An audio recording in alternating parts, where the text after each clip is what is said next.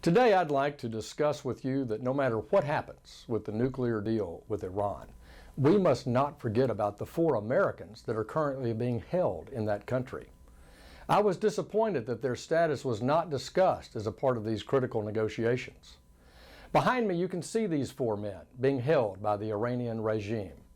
Robert Livingston, a retired FBI agent, disappeared in 2007 under suspicious circumstances and being held hostage in Iran.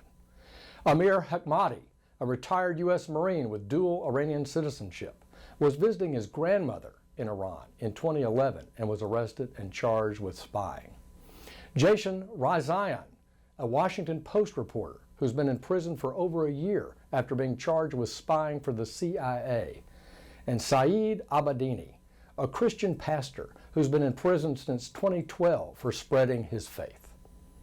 Each of these men faces constant torture, appalling living conditions, and we've already seen that they have little chance for a fair trial. In an attempt to silence any form of dissent, there have also been increased attacks on minorities, including Christians and Kurds. Pastor Abedini is likely one of thousands in Iran who continue to be persecuted for their religious beliefs.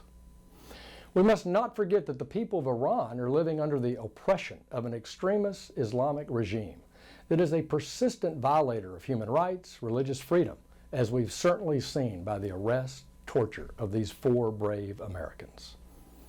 We must be supporters of Iranian citizens who bravely advocate for changes that embrace liberty, freedom, and taking steps towards a more democratic government.